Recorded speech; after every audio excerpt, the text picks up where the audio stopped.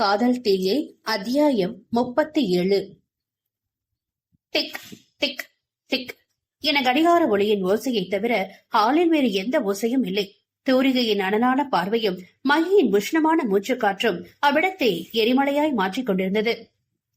இவன் எதுக்கு இப்ப இங்க வந்திருக்கான்? என்னவோ மாமியார் வீட்டுக்கு விருந்துக்கு வந்த மாதிரி ஆயா உட்கார்ந்திருக்கத பாரு என எரிமலை குழம்பாய் மகியின் மனம் கொதித்துக் கொண்டிருந்தது.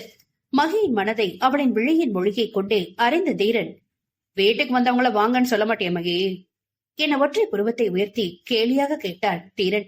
அவனது கேள்வியில் சிலர் தெழுந்த மகி, யார் நீ என தன் செப்பு வாய் திறந்து அருளினாள். என் பொண்டாட்டியோட பிறந்த வீடு இது.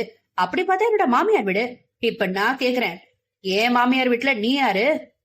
தீரனின் கேள்வியில் ஆ என வாய் பிளந்தாள் தூரிகை. அதை ஓரக்கண்ணால் கவனித்த தீரன், என்ன நீ யாரிங்க கொசரா இருக்க என தூரிகையை பார்த்து கேட்டான். வீட்டிற்குள் வரும் பொழுது யார் நீங்க எனதான் கேட்டதற்கான பதிலடி இது என பொறிந்து தவிப்புடன் மகியை பார்த்தாள் தூரிகை. எதற்கும் அசராமல் மெதுவாக நடந்து தீரனுக்கு எதிர்ப்புறம் இருந்த இருக்கையில் நிமிர்வுடன் அமர்ந்தாள் மகி. ஓ அப்படியா, இது எங்களோட வீடு. இவ என் தங்கச்சி. உங்க பொண்டாட்டி பேர் என்ன? முன்ன பண்ண தெரியாத உன்கிட்ட என் பொண்டாட்டி பேரை சொல்ல எனக்கு விருப்பம் இல்ல என மகையை பார்த்து முறைப்புடன் கூறிவிட்டு, ராங்கிக்காரி, அடியே ராங்கிக்காரி என வீட்டின் உள்ளே பார்த்து அழுத்தமாக குரல் கொடுத்தான் தீரன். தீரனின் அவ்வார்த்தையில் பழைய ஞாபகங்கள் அனைத்தும் மகியின் நெஞ்சில் முட்டி போத சிரிப்பு, கோபம், அழுகை என பலவிதமான உணர்வுகளுக்கு உள்ளானாள் மகிழ்விழி. கோயிலுக்கு போன அப்பாவும் அம்மாவும் வந்தா இவனை என்ன பேசுவாங்கன்னே தெரியலையே. அவங்க கண்ணுல இவனை படவிடக்கூடாது. ஒருவேளை இவன் மேல கோபப்பட்டாலும் படலாம், இல்ல இவன் கூட நம்மள அனுப்பி வச்சாலும் வைக்கலாம். இவனை முதல்ல இங்க இருந்து பேக் பண்ணணும் என நினைத்து, கொஞ்சம் வெளிப்படையா பேசுறீங்களா தீரன்? அதான் பஞ்சாயத்துல வச்சு எல்லாத்தையும் முடிச்சிட்டீங்களே, இன்னும் என்கிட்ட பழிவாங்க என்ன இருக்கு என நிமிர்வுடன் ஆரம்பித்து குரல் தழுதழுக்க முடித்தாள் மகி. இப்படி வந்த உடனே நேரா கேட்டு சண்டை போட்டுட்டு இருக்க வேண்டியதானே? அதை விட்டுட்டு அக்கானும் தங்கச்சியுமா ஆர் நீ ஊர் நீன்னு மாத்தி மாத்தி கேட்க வேண்டியது. நீங்க பண்ணின காரியம் அப்படி. இதுவே வேற பொண்ணா இருந்தா வீட்டுக்குள்ள விட்டு இப்படி உட்கார வச்சு பேசிட்டு இருக்க மாட்டா. உங்களுக்கு என்ன வேணுமோ அதை நேரா கேளுங்க.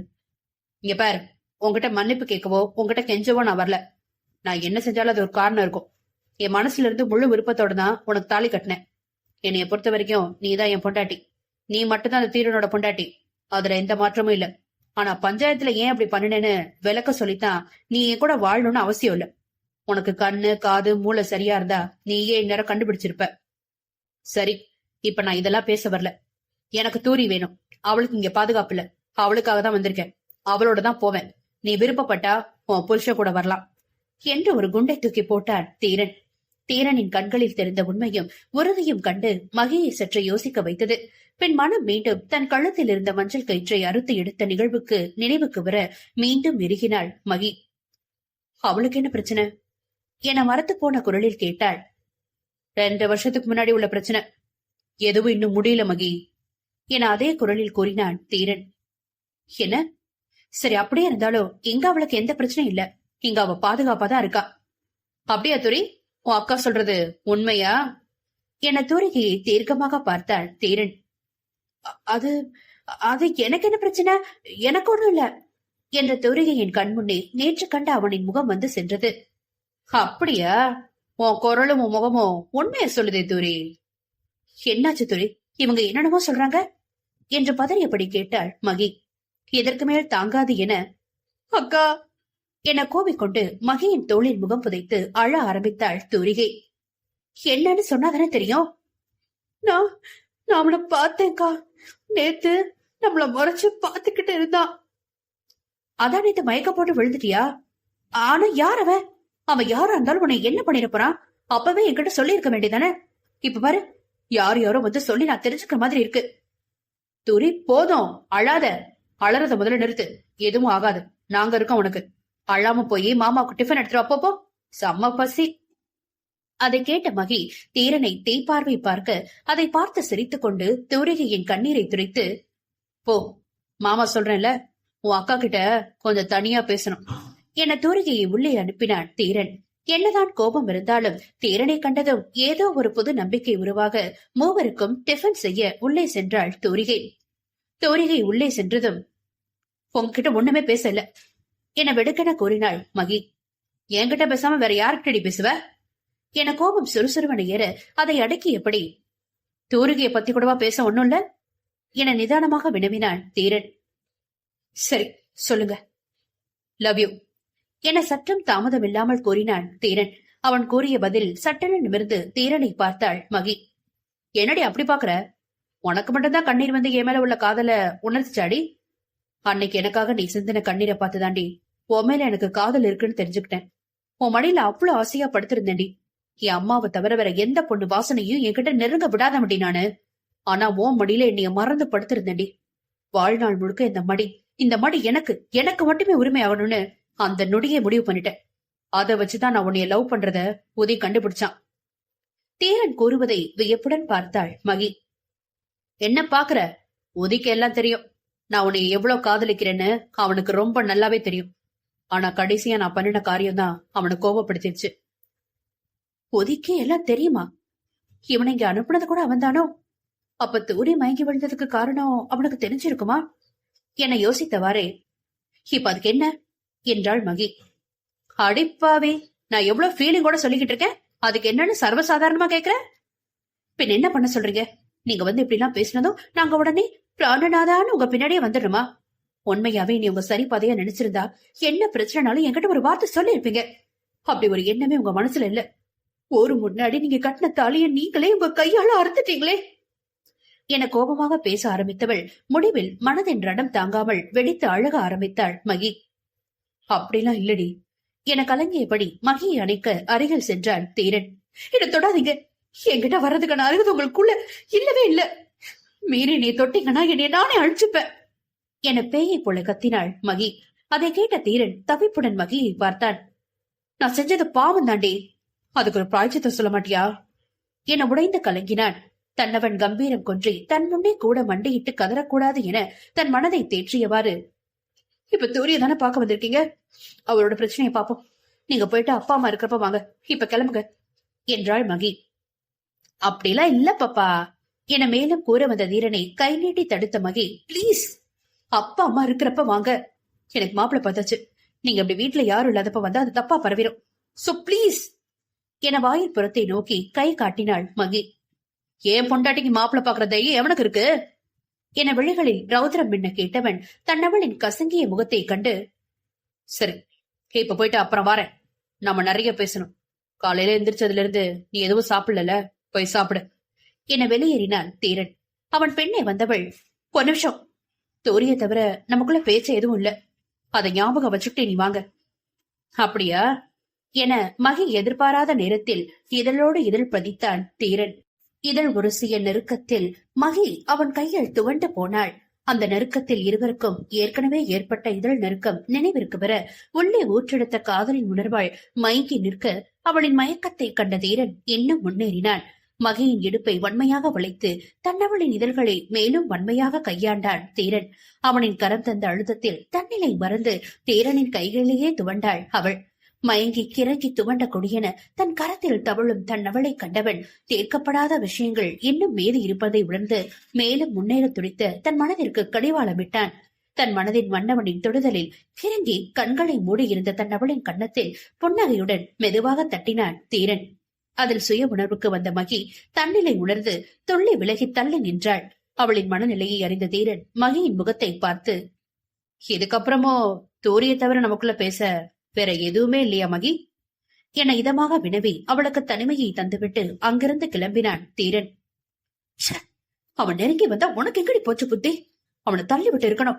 ஷோ, அத பண்ணாம நீயும் என தன் மனசாட்சியை கடிந்தாள் மகி.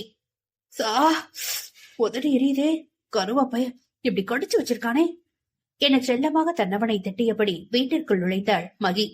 தன்னவளின் இதழ் தந்த இன்பத்தில் உல்லாசமாக சிரித்தபடி செல்லும் தீரனையும் வெட்க புன்னகையுடன் உள்ளே செல்லும் மகியையும் ஒரு ஜோடி கண்கள் தேரா வஞ்சினத்துடன் கவனித்தபடி இருந்தது. ஆபத்து தங்களின் நெருக்கத்தில் வந்துவிட்டதை உணராமல் மகியும் தீரனும் உள்ளத்தில் படர்ந்த காதல் தீயின் வெப்பத்தில் சுகமாக குளிர் காய்ந்தனர். அத்தியாயம் 38. முகம் முழுக்க அந்திவான சிவப்புடன் சிறிது யோசனையுடன் உள்ளே நுழைந்த மகியை சிரிப்புடன் கூடிய ஆராய்ச்சி பார்வை பார்த்தாள் தூரிகை. என்னக்கா யோசனை பலமா இருக்கு? யாரவன் என விழிகளில் தீவிரத்துடன் கேட்டாள். எதுவும் கூறாமல் அமைதியாக தலை குனிந்தாள் தூரிகை. மேலும் பேச மகை வாய் திறந்த நொடி இந்திரனும் பல்லவியும் கோவிலுக்கு சென்று வீட்டிற்குள் வருவதைக் கண்டு எதுவும் பேசாமல் வாயை மூடிக்கொண்டாள். என்ன குளிக்காம என்னடி பண்ணிட்டு இருக்க மகே என பல்லவி அதட்டிய பிறகுதான் இன்னமும் குளிக்கவில்லை என்று உரைத்தது. ஐயோ, எப்படியோ அவன் முன்னாடி என மானசீகமாக தலையில் அடித்துக் கொண்டு பல்லவிக்கு பதில் கூறாமல் குளிக்கச் சென்றாள். அமைதியாக செல்லும் மகளை கண்ட இந்திரன், இப்ப எதுக்கு அவளை திட்டுற? அவளே இப்பதான் பழைய விஷயத்துல இருந்து கொஞ்சம் வெளியே வந்திருக்கா. நீ ஏன் இப்படி எல்லாம் பண்ற என தன் மனைவியை அதட்டினார். இது என்ன வம்பா இருக்கு? குளிக்கலையான்னு தானே கேட்டேன். பெடுங்கப்பா, அக்கா வேற ஏதோ ஒரு யோசனையில இருக்காங்க என்றவாறு இருவருக்கும் காஃபி கொண்டு வந்து கொடுத்தாள் தூரிகை. ஏன், என்னாச்சு? ஆமா, நீ ஏன் அழுத மாதிரி இருக்க? நேத்து நீ மயங்கி விழுந்துட்டான்னு பல்லவி சொன்னா. என்னாச்சு துரி? உடம்பு எதுவும் சரியில்லையா என அக்கறையாக வினவினார் இந்திரன். சட்டென முகம் மாற, அதெல்லாம் ஒண்ணு இல்லப்பா என நைசாக சமையலறை பக்கம் நழுவினாள் தூரிகை. என்னங்க அது, 2 பேருமே ஏதோ ஒரு மாதிரி இருக்காங்க என தன் கணவனிடம் புலம்பிவிட்டு தூரிகை தொடர்ந்து சமையலறைக்குள் நுழைந்தார் பல்லவி. பல்லவி உள்ளே வருவதை கண்ட தூரிகை, நீங்க ஏமா வரீங்க? நாங்க 2 பேரும் வீட்டுல தானே இருக்கோம். நானும் அக்காவும் சமையல பாத்துக்கிறோம், நீங்க ரெஸ்ட் எடுங்க என வழக்கமாக தான் கூறுவதை கூறினாள். அட, இதுல என்ன இருக்கு என பல்லவியும் வழக்கம் போல கூறிவிட்டு சமையலை தொடர்ந்தார். சிறிது நேரத்தில் குளித்துவிட்டு சமையலறை பக்கம் எட்டி பார்த்த மகி, தூரி பசிக்குது, என்ன டிஃபன் என்றாள். வாங்க மகாராணி, அவ ஒத்தால எல்லாத்தையும் பாக்குறா, நீங்க இப்பதான் ஆடி அசைஞ்சு வர்றீங்களோ என தன் மகளை முறைத்தார் பல்லவி. இப்ப என்ன பண்ணுங்கிற? உனக்கும் ஒரு சின்ன மகன் தான் நல்லவ, நான் பொறுப்பில்லாதவதான். போதுமா, நீ தோசையை கொடுத்துரி என பல்லவியின் முகத்தை பார்க்காமல் தோசையை வாங்கிக் கொண்டு அங்கிருந்து நழுவ பார்த்தாள் மகி. ஏய் நில்லடி, 2 பேரும் என்ன என்கிட்ட மறைக்கிறீங்க என்று கேட்டார் பல்லவி. நாங்க என்ன மறக்கிறோம்? அதனாலேயே இல்லாத மூளைய கசக்கி ஓவரா யோசிக்காத பல்லவி என தட்டில் தோசையை நிரப்பியவாறு நகர்ந்தாள் மகி.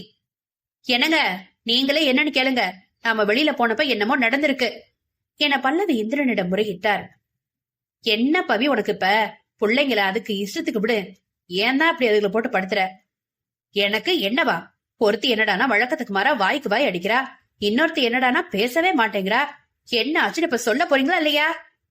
அப்பொழுதுதான் இந்திரனும் அந்த வித்தியாசத்தை உணர்ந்தார். ஊரில் இருந்து வந்ததிலிருந்து மகை பேசுவது குறைந்திருந்தது. தூரிகை சரளமாக பேச ஆரம்பித்திருந்தாள். ஆனால் இன்று அனைத்தும் தலைகள். தன் தாய் கூறியவுடன் தான் மகியும் தனக்குள் நிகழ்ந்த மாற்றத்தை ஆராய்ந்தாள். அவன் வந்ததும் என் மனசு பழைய மாதிரி ஆயிடுச்சே. அப்ப அவனாலதான் நான் இயல்பா இருக்க முடியுமா? என்னது, நான் ஏன் இப்படி ஆகுறேன் என சுய ஆராய்ச்சியில் ஈடுபட்டிருந்த மகியை தூரிகையின் மெல்லிய குரல் கலைத்தது. அக்கா, நீயே சொல்லு என மகையின் அருகில் வந்து தோளை தொட்டாள் தூரிகை. ஷோ, இவ வேற, இப்ப நான் எப்படி சொல்றது என உதட்டு கடித்து யோசனையுடன் பல்லவியையும் இந்திரனையும் பார்த்தாள் மகிழ்விழி. தன் மகளின் இந்த புதுவித தயக்கத்தை ஆர்வமுடன் பார்த்தவாறு இருந்தனர் இந்திரனும் பல்லவியும். அது அப்பா, அவங்க வீட்டுக்கு வந்தாங்க என மெல்லிய குரலில் கூறினாள் மகி. தனது தமக்கையின் குரலிலேயே அவளின் உள்ளத்தை அறிந்த தூரிகை தனது பயத்தை மறந்து குறும்புடன், எவங்கக்கா என்றாள். ஏன், உனக்கு தெரியாதா? நீ தானடி கூட இருந்த என தூரிகையிடம் பாய்ந்தாள் மகி. மகியின் முகத்திலும் தயக்கத்திலும் எதையோ கண்டுணர்ந்த பல்லவி, யாரு, மனோ தம்பியா என்றார். அது யாரு மனோ தம்பி என புரியாத பார்வை பார்த்தாள் மகிழ்விழி. என்னடி தெரியாத மாதிரி கேக்குற? அன்னைக்கு கூட காலேஜ்ல உன்னைய பார்த்தாரே. ஓ, மனோரஞ்சனா, அவரதுக்கு இங்க வரணும் என சிறிது சினத்துடன் கேட்டாள் மகி. அப்புறம் யார்தான் வந்தது என தன் சந்தேகத்தை உறுதிப்படுத்திக் கொள்ள அழுத்தமாக வினவினார் இந்திரன். பேரந்தா என இதழுக்குள் சென்றுவிட்ட குரலில் கூறினாள் மகி. தன் மகளின் வாயிலிருந்து வந்த பெயரில் அப்பட்டமாக அதிர்ந்த பல்லவி திரும்பி தன் கணவனை நோக்கினார். இந்திரனின் முகத்தில் அதிர்ச்சி இருந்தாலும், இது நான் எதிர்பார்த்ததுதான் என்ற செய்தி அவர் முகத்தில் அதிகமாக தெரிந்தது. எதுக்கு இங்க வந்தானா? இன்னும் ஏதாவது பழி வாங்கணுமா என்ன? ஆத்திரத்துடன் வினவினார் பல்லவி. அம்மா பிளீஸ் என மகியும் தூரிகையும் இணைந்து ஒன்றாக குரல் கொடுத்தனர். இப்ப நான் என்னடி தப்பா சொல்லிட்டேன்? 2 பேரும் இப்படி ஒன்னா அவனுக்கு வக்காலத்து வாங்குறீங்க? விஷயம் என்னன்னு தெரியாம நீ பாட்டுக்கு வார்த்தையை விடுற என்று தன்னவனை தாய் திட்டியது பொறுக்காமல் தன்னை அறியாமலே தீரனுக்கு ஆதரவாக பேசினாள் மகி. அப்ப நடந்த எல்லாத்தையும் மறந்துட்டியா மகி? இங்க பாருமா, ஒரு விஷயத்த நல்லா ஞாபகம் வச்சுக்கோ. அன்னைக்கு நடந்த சம்பவத்துல முழுசா பாதிக்கப்பட்டதுன்னா எனக்கு அவனை என்ன செய்யணும்னு தெரியும். நீ நினைக்கிற மாதிரி அவன் ஒண்ணு எனக்காக வரல, தோரிக்காக வந்திருக்கான். அதுவரை அமைதியாக அனைத்தையும் கேட்டுக் கொண்டிருந்த இந்திரன், அவர் எதுக்காக நம்ம பொண்ணை தேடி வரணும் என்றார். எனக்கு தலையும் புரியல வாழும் புரியல. இங்க பாரு, ஒன்ன மட்டும் அவங்க கிட்ட தெளிவா சொல்லிரு. நீ எங்க மூத்த பொண்ணுனா சூரிய 2வது பொண்ணு. அவ விஷயத்துல முடிவு எடுக்கிற உரிமை எங்களுக்கு தான், எங்களுக்கு மட்டும்தான். அதே போல அவங்க என் மூத்த பொண்ணுக்கு பண்ணின துரோகத்தை என்னைக்கும் மறக்கவோ மன்னிக்கவோ முடியாது என்று அதட்டினார் பல்லவி. பல்லவி கூறியதை கேட்ட தூரிகை உணர்ச்சி வேகத்தில் மா என ஆசையாக ஓடி வந்து அணைத்துக் கொண்டாள். சே அசலு, அழாதிரே என தூரிகையின் கண்ணீரை துரைத்து தன் நெஞ்சோடு பத்திரமாக அணைத்துக் கொண்டார் பல்லவி. கருமம் கருமம், இதெல்லாம் பாக்கணும்னு என் தலை எழுத்து என நெகிழ்வுடன் தலையில் அடித்துக் கொண்டு சிரித்தாள் மகி. விழுடா, உனக்கு அப்பா இருக்கேன்ல என சிரித்தார் இந்திரன். அப்பானா அப்பாதான் என தன் தாயை பார்த்து ஒழுங்கு காட்டினாள் மகி. அவர்களின் அந்த விளையாட்டுத்தனத்தில் தனது சுய பச்சாவத்தில் இருந்து வெளிவந்த தூரிகை தெளிவுடன் புன்னகை புரிந்தாள். சரி சரி, பேச்ச மாத்தாத. அந்த பையன் எதுக்கு தூரிய தேடி வந்தாங்களாம்? தன் தாய் கேட்ட கேள்வியில் சற்று தயங்கிய மகி பின்னர் கடகடவென்று காலையில் தீரன் வந்ததிலிருந்து தான் அவரிடம் இறுதியில் மயங்கி நின்றதை தவிர்த்து மற்ற அனைத்தையும் கூறினாள். சரி, திரும்ப பேச வர்றப்ப மொத்தமா பேசிக்கலாம். இப்ப பேசி நேரத்தை வீணாக்க வேண்டாம். வாங்க எல்லாரும் சாப்பிடுங்க. ஆமாமா, பசிக்குது, முதல்ல வயிற்றுப்பாட்ட கவனிப்போம் என கூறிக்கொண்டே தட்டை எடுத்து சாப்பிட ஆரம்பித்தாள் மகி. தன்னவன் தன்னிடம் வந்த மகிழ்ச்சி மகியை பழையபடி மாற்றி இருந்தது. ஆனால் அதை அவள் உணராமல் இந்த இனிமையான உணர்வு அளித்த மாய வலையில் சிக்கி இருந்தாள். மகியின் மாற்றத்தை தெல்ல தெளிவாக இந்திரன் அறிந்து கொண்டார். உடனே தீரனிடம் பேசிவிட எண்ணி, மகி, இன்னைக்கு உங்களுக்கு லீவு தானே? தூரிய கூட்டிட்டு வெளியில போயிட்டு வாங்களே, அவளுக்கு ஒரு மாறுதலா இருக்கும்ல என சாப்பிட்டுக் கொண்டே மெதுவாக ஆரம்பித்தார். சட்டென திரும்பி தூரியின் முகத்தை பார்த்த மகி, அதுவும் சரிதான், அப்படியே அந்த உதி தடியனையும் பார்த்துட்டு வரணும். தூரி, சாப்பிட்டு சீக்கிரம் கிளம்பு, நம்ம ஊர் சுத்த போகலாம் என்றாள். மதிய சாப்பாட்டுக்கு உதயனும் அழைச்சிட்டு வா என பொறுப்பான தாயாக கூறினார் பல்லவி. உதயனின் பெயரை எடுத்தவுடன் நேற்று அவன் நெஞ்சில் சாய்ந்து கொண்டது நினைவிற்கு வர மெல்ல முகம் சிவந்தாள் தூரி. கூடவே தனக்கு நடந்த கொடுமை நினைவிற்கு வந்து தன்னிலை உணர்த்த உடனே முகம் கலங்கினாள் தூரிகை. தூரிகையின் முக பாவனைகளை கவனித்துக் கொண்டிருந்த மகி ஒரு முடிவுக்கு வந்து, துரி, சீக்கிரம் கிளம்பு என அவசரமாக தூரியை கிளப்பி அவளை வெளியே அழைத்து சென்றாள். வீட்டை விட்டு வெளியே வருகையில் யதார்த்தமாக மகி எதிர்ப்புறம் பார்க்க அங்கு ஒருவன் தன் முட்டை கண்ணால் தங்களை நோட்டமிடுவதை கண்டு கொண்டாள். பொறுக்கி, முன்ன பின்ன பொண்ணுங்களை பார்க்காத மாதிரி பார்க்க வேண்டியது. ஆனா இவனை நாம எங்கேயோ பார்த்திருக்கோமே என யோசித்தவாறு தூரியுடன் ஆட்டோவில் ஏறி பிரபல ஷாப்பிங் மாலிற்கு சென்றாள். ஏற்கனவே உதயனை எங்கு வர சொல்லி இருந்ததால் உதயன் அவர்களுக்கு முன்னாடியே வந்து காத்திருந்தான். ஆட்டோவில் இருந்து இறங்கியதும் வாயிலில் தங்களுக்காக காத்திருந்த உதயனை கண்ட மகி, வாங்க சார், எனக்கு தெரியாம நிறைய வேலை பார்த்திருக்கீங்க போல என விழிகளை உருட்டினாள். ஆமாமா, மேடம் கூட பளபளபளன்னு மின்னறீங்க, எல்லாம் காலையில வந்த ஆளோட மகிமையா என பதிலுக்கு வினவினான் உதயன். தீரன் வந்தது இவனுக்கு அப்படி தெரியும் என அதிர்ந்து தூரியிடம் திரும்பி, நீ சொன்னியா என்ற கேள்வியுடன் மகி அவளை பார்க்க, நான் எதுவும் சொல்லல என்ற விதத்தில் அவசர அவசரமாக தலையாட்டினாள் தூரிகை. அதில் குழம்பிய மகி, யார சொல்ற என்றாள். அதான் 2 வருஷமா வராதவரு காலையில உங்க வீட்டுக்கு வந்தாரே, அவரை பத்தி தான் சொல்றேன் என அசராமல் பதில் அளித்தபடி உள்நோக்கி நடந்தான் உதயன். எதே, உனக்கு எப்படி தெரியும் என தூரியை ஒரு கையால் இழுத்தவாறு அவன் பின்னே ஓடினாள் மகி. அனைத்தும் யாமறிவும் பக்தையே என அங்கிருந்த ஒரு புட்கோர்ட்டில் நுழைந்து அமர்ந்து அருள் பாலிப்பது போல் கைகளை உயர்த்தினான் உதயன். அடே சாவடி வாங்க போற, ஒழுங்கா என்னன்னு சொல்லு என மிரட்டியபடி அவள் எதிரே அமர்ந்தாள். அவள் அருகே நன்றாக வேடிக்கை பார்த்தபடி அமர்ந்தாள் தூரிகை. அவங்களுக்கு உங்க வீட்டு அட்ரஸ் கொடுத்ததே நான் தானே? அசராமல் மகியின் தலையில் கல்லை தூக்கி போட்டான் உதயன். என்னடா சொல்ற? மகி அதிர்ந்து விழிக்க உதயனை தீயாய் உரைத்துக் கொண்டிருந்தாள் தூரிகை. இப்ப எதுக்கு 2 பேரும் இவ்வளவு டென்ஷன் ஆவறீங்க? எனக்கு தெரியாம என்னடா நடக்குது? ஆள் அழுக்கு மறைமுகமா என்னென்னமோ பண்றீங்க என்று எதிரினாள் மகி.